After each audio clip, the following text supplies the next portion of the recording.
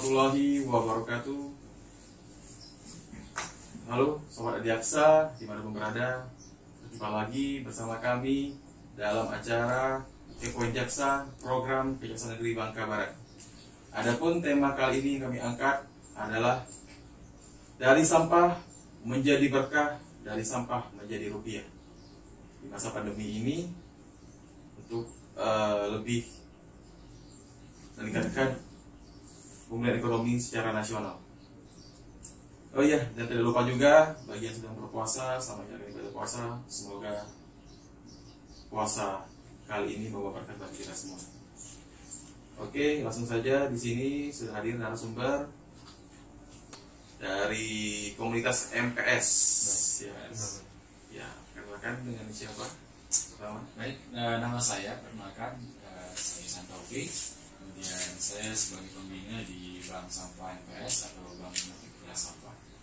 Dan rekan saya, perkenalkan, nama saya adalah Farroji. Di pengurusan saya sebagai ketua dari Bank Sampah MPS. Jadi samping saya juga kebetulan sudah hadir ke Kasih BP 2R selaku narasumber juga untuk mendampingi saya untuk dalam kegiatan podcast kali ini. Oke, langsung saja kita mulai ke pertanyaan. Mungkin dari Bang Iksan nih. siap. Apa sih program komunikasi KS nih yang utamanya sekarang? Ya, baik. Sebelumnya terima kasih banyak atas waktu dan kesempatan yang telah diberikan kepada kami dari MPS sehingga dapat hadir dan memberikan edukasi wawasan kepada masyarakat yang hari ini melihat dan kepada siapapun yang hari ini melihat. Mudah-mudahan apa yang disampaikan menjadi ilmu yang baru dan ada manfaatnya begitu. Program yang bisa kami kerjakan dalam beberapa jangka pendek ini gitu ya. Kita ada social education dan kemudian lebih kepada multiplier sampahnya begitu. Misalkan sosial edukasinya adalah kita mengedukasi kepada masyarakat hari ini khususnya Bangka Barat dan Montok begitu, kepada masyarakat supaya mari kita sadarkan bagaimana sampah itu tidak untuk dibuang apalagi dibakar. Karena kesadaran masyarakat saat ini tentang sampah itu sangat minim sekali. Maka program jangka pendek dan berkelanjutan yang kami lakukan adalah mengedukasi masyarakat tentang sampah, bahayanya, kemudian dampaknya, juga apa sih yang bisa dihasilkan dari sampah. Yang kedua, kita membawa isu program jangka menengah, yaitu tentang bagaimana masyarakat bisa memilah dan memilih sampah mana sampah organik dan mana sampah yang organik. Minimal warga-warga di sekitar kita atau ibu rumah tangga yang selalu mengelola sampah yang berhubungan dengan sampah makanan di rumah begitu ya, masakan dan lain sebagainya, itu tahu mana yang termasuk dalam golongan sampah organik, mana yang termasuk dalam golongan sampah non organik. Nah, ketika mereka sudah memilah dan memisahkan sampah tersebut, minimal mereka tidak membuangnya apalagi membakarnya. Nah, mungkin nanti biasa sedikit. Sekarang pasti ada tambahan. Apa sih tambahan seperti apa program MPS kita ini? Kalau untuk program MPS itu sebenarnya saya menekan pada dasarnya itu adalah Undang-Undang Nomor 18 Tahun 2008 tentang pengelolaan sampah. Pada dasarnya pengelolaan sampah itu bertujuan untuk meningkatkan kesehatan masyarakat, kualitas lingkungan, serta menjadikan sampah itu sebagai sumber daya gitu. Banyak perspektif orang atau paradigma masyarakat tentang sampah itu adalah sampah itu hal-hal yang kotor, hal-hal yang menjijikan gitu. Tapi pada dasarnya sampah itu bersih gitu. Yang membuat sampah itu menjadi kotor, yang menjijikan atau hal lain sebagainya, itu adalah tingkah laku masyarakat itu sendiri, yaitu mencampurnya gitu antara jenis organik dengan anorganik gitu. Itu aja sih sebenarnya. Mungkin dari Pak Agung, dari transisi kesannya seperti apa mungkin ke komunitas MPS? Kalau dari saya sebetulnya ini kan tentang bank sampah ya. Betul. Kalau bank sampah itu sendiri apa sih sebetulnya kan belum dijelasin tadi ya. Kalau untuk bank sampahnya sendiri itu apa? Sebenarnya gini, bank sampah itu pada umumnya secara manajemen itu sama dengan bank-bank yang biasanya gitu. Hanya saja kalau di bank-bank yang sifatnya umum itu kan menggunakan uang gitu. Tapi kalau di bank sampah itu nasabah harus menyetornya dengan sampah gitu. Oh, gitu. Iya betul. Kemudian itu kegunaannya bank sampah itu sendiri itu untuk apa? Ya. Jadi bank sampah itu ada karena pertama sampah itu kan punya tiga isu ya, dari mulai recycle, reduce dan reuse. Itu artinya kita mulai dari memilah, kemudian memberdayakan sampah itu menjadi apa, kemudian merecycle-nya sehingga sampah ini bisa berdaya guna. Jadi dari mulai hulu ke hilir itu sampah yang tadinya dianggap sampah tidak berguna kita olah, kita pilah, dan kita bisa menghasilkan sesuatu dengan sampah ini tadi. Contoh yang bisa kita lihat, mungkin teman-teman di rumah juga sering pernah praktek begitu ya. Dari botol-botol plastik itu kan kalau dibuang menjadi sampah tak berguna. Tapi ketika kita recycling dan lain sebagainya, itu bisa menjadi daya guna. Contohnya bisa menjadi pot bunga, kemudian bisa menjadi olahan kerajinan kursi, meja, dan lain sebagainya. Itulah yang tujuan dari bank sampah, dari mulai sampah yang tidak berguna, kemudian menjadikan sampah itu berguna dan bisa menghasilkan aset berupa ekonomi impact-nya pada masyarakat. Hal kecil misalnya, masyarakat yang tadinya membuang sampah sembarangan, kemudian sampahnya dikumpulkan, sampah ini kan bisa menjadi uang, gitu ya, atau dijual kembali, atau ketika mereka membuat kerajinan, itu kan impact ekonominya lumayan. Dari sebuah sampah kemudian diciptakan pot bunga, ya minimal 10.000, 20.000 dalam satu pot bunga, begitu itu lumayan. Dari ketimbang masyarakat membuang sampah sembarangan atau bagi bakar. Ya gitu sih. Lebih ke ekonomi kreatif juga ya. Lebih kepada ekonomi kreatif. Nah terus sekarang program-program yang bakal dijalani nih dalam waktu dekat dan jangka panjang seperti apa? Ya. Program misal untuk program kerja, mungkin program pada dasarnya itu program kerja kami adalah bank sampah, pembibitan, pariwisata berbasis kemasyarakatan, dan composting gitu. Itu merupakan program-program yang berkaitan dengan lingkungan hidup. Menurut saya gitu sih sebenarnya.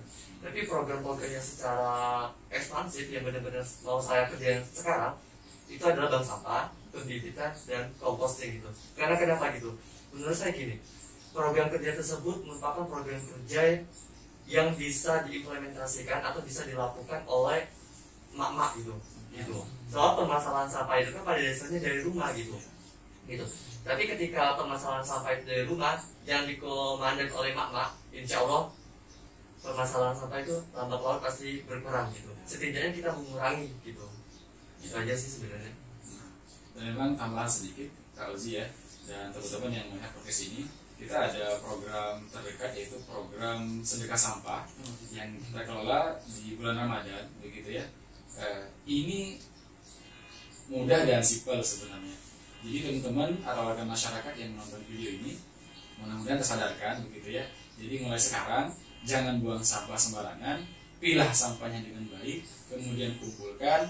Kemudian dengan program sedekah sampah ini teman-teman bisa menyumbangkan atau memberi donasi sampahnya kepada kita.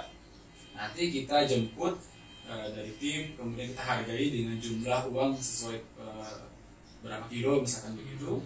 Nah, uang tersebut kita sedekahkan kepada kaum duafa dan anak-anak yatim. Ini adalah program yang sudah berjalan beberapa hari yang lalu dan kita sudah jalan ya.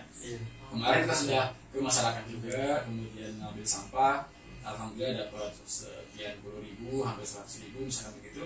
Nah, uangnya kita sedekahkan ke orang-orang yang membutuhkan. Ini program sedekah sampah yang masih berjalan dan mudah-mudahan bukan cuma sedekah sampah untuk kaum duafa, tapi ke depan kalau memang didukung oleh masyarakat, sedekah sampahnya bisa berupa beasiswa pendidikan, kemudian bisa berupa bantuan lain-lain yang memang bisa membantu masyarakat sekitar dari sampah itu tadi. Mungkin itu program terdekatnya. Oke, Sobat Jaksa, kita break sejenak dan kami akan kembali setelah pesan berikut.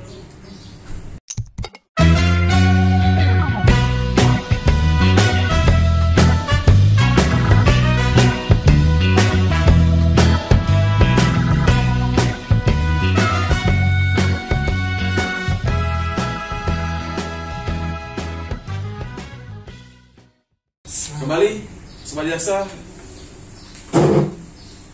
kita melanjutkan podcast kita masih dalam tema dari sampah menjadi berkah, dari sampah menjadi rupiah. Oke, kita kembali ke narasumber, ke Mas Ihsan dengan Mas Oji. Mungkin dari Pak Agung ada tambahan seperti apa untuk program teman-teman ini?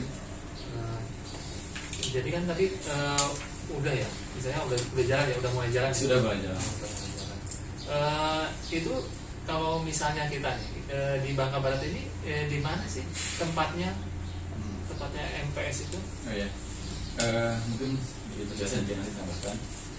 Sebenarnya untuk bank sampah sendiri kita juga punya pengelolaan sampah di PAL 9 ya. Kemudian untuk punya Pemda, ya, ini punya Pemda. Yang itu cukup besar juga dan kita sama-sama tahu di sana juga mereka mengelola sampah. Nah, kenapa kemudian MPS lahir di tengah-tengah masyarakat, sedangkan bank sampah sudah ada? Jadi emang berawal dari kepedulian kami dari masyarakat begitu ya, melihat sampah sebagai problem yang awalnya begitu, dan bagaimana caranya sampah ini yang dari problem menjadi sebuah solusi. Pertama, kita ketahui penghasil sampah di Bangka Barat begitu ya, itu kalau kita perkirakan satu orang aja 45 kilo, itu di total dengan jumlah penduduk Bangka Barat itu 204.000 jiwa. Satu hari Bangka Barat bisa menghasilkan 92 ton sampah setiap hari. Itu dibuang ke TPS PAL 9. Sedangkan kapasitas TPU kita yang TPS itu hanya 114 meter per kubik. Sehari itu terpakai 5.000 meter kubik. Bayangkan bisa berapa tahun lagi itu sampah bisa menampung pembuangan sampah yang 92 ton per hari. Begitu. Nah, inilah yang kemudian Bank Sampah MPS lahir untuk kemudian membantu menyadarkan masyarakat. Tadi konsepnya 3R, ada reduce, kemudian ada reuse, dan ada recycle. Reduce tadi itu kan mengurangi sampah, bagaimana caranya masyarakat mengurangi sampah. Kemudian reuse itu bagaimana memanfaatkan sampah yang sudah kita gunakan seperti botol-botol plastik, kita gunakan untuk pot bunga dan sebagainya, misalkan begitu. Dan recycling, itu recycle yang bisa didaur ulang. Sampah itu bisa didaur ulang kalau memang kita bisa lihat, dan ke depan semangat kami mudah-mudahan ini berkepanjangan begitu ya. Mungkin nanti dari plastik itu, dari cacahan plastik itu bisa kita gunakan sebagai bahan pembuatan blok misalnya, atau pot bunga misalnya, atau tatakan gelas bisa juga. Jadi banyak macam yang bisa dihasilkan dari sampah. Nah, untuk tempat sendiri sebenarnya di tempatnya Ozi di Bedeng Maras ya. Mungkin alamat lengkapnya di. Kalau untuk teman-teman yang mau nabung sampah itu bisa datang langsung ke lokasi saya gitu, di rumah saya. Lokasinya itu di Kampung Warga Mulia, tepat atau masyarakat kita lebih mengenal dengan istilah Bedeng Maras gitu. Di belakang garasi di belakang Pujasera gitu. Di Kelurahan Sungadeng. Aja sih gimana? Nah, tambahan barangkali ini untuk masyarakat atau siapapun stakeholder yang melihat ini, kita memang sedang berjalan dengan pelan-pelan ya, dan mudah-mudahan ini mendapatkan dukungan yang serius dari pihak pemerintah ataupun swasta. Dalam hal ini memang kita belum punya tempat strategis dalam pengelolaan sampahnya, sementara yang di rumah Ozi itu kan baru penampungan. Tapi dari segi pengolahannya nanti kita kan butuh mesin pencacah plastik, mesin kompos. Nah, tempat ini yang belum kita punya. Jadi memang belum punya tempat yang khusus, walaupun sementara sekarang ada rekanan kami yang bisa memberikan beberapa bulan ke depan untuk mesin pencacah dan lain sebagainya. Misalkan nanti ketika ada mesin pencacah itu di PAL 1 misalnya, itu tapi sementara sifatnya. Belum ada tempat khusus bank sampah sendiri untuk mengolah sampah. Itu sih tambahannya, Pak. Jadi mungkin program ini kan kita melihat sama-sama memang prospek kedepannya memang di Bangka Barat perlu kan? Perlu. Ini. Dan apalagi kan disupport sama anak-anak muda ini kan. Betul. Jadi artinya bagaimana kita menciptakan Bangka Barat ini menjadi kota yang bersih, nyaman, dan asli untuk kehidupan bukan hanya kita aja sih, untuk anak cucu kita nanti ke depannya kan. Betul. Oke, Bang Ihsan, mungkin ada pesan mungkin untuk ini penyampaian seperti apa? Oke, nanti dari saya sedikit, mungkin bisa sedikit. Ya. Baik, teman-teman sekalian, hari ini kita berada dalam sebuah lingkungan sosial yang dimana penggunaan sampah khususnya itu sangat banyak. Setidaknya dari pemaparan yang kami lakukan hari ini bisa menyadarkan masyarakat semua untuk tidak membuang sampah sembarangan, kemudian untuk tidak membakar sampah secara sembarangan pula. Dan mari sama-sama kita sadar bahwa masalah sampah adalah masalah kita bersama, dan masalah sampah adalah masalah kepedulian kita bersama. Mari jadikan sampah sebagai solusi, bukan sebagai masalah. Dan saya yakin kita bisa, dan kita sama-sama menjaga lingkungan kita agar tetap bersih dan berdampak kepada hidup yang sehat dan berkualitas. Dan sampah juga bisa membawa ekonomi untuk kita yang mengumpulkan sampah. Tadi bisa digunakan sebagai bahan kerajinan dan lain sebagainya, dan itu bisa menghasilkan uang lumayan. Daripada sampahnya dibuang, mending sampahnya disimpan atau ditabung atau dijadikan bahan kerajinan lainnya, sehingga sampah bisa berdaya guna dan punya daya jual yang cukup untuk tambahan ekonomi warga sekitar atau ibu-ibu yang pengen tambahan ekonomi. Barangkali itu. Dan silakan ada tambahan sedikit. Tambahan saya sedikit adalah permasalahan sampah merupakan permasalahan yang isunya adalah isu global gitu. Betul. Jadi permasalahan sampah itu adalah permasalahan kita semua. Tapi kita sebagai manusia jangan menuntut beratkan bahwa permasalahan sampah itu adalah permasalahan yang memang itu adalah kerjanya dinas lingkungan gitu. Jangan gitu. Buang pandangan jelek itu. Tapi harus bahwa permasalahan sampah itu cikal bakalnya adalah dari saya gitu. Sampah itu lahir dari saya. Itu aja sih pesan dari saya. Pesan sampah adalah dari saya gitu.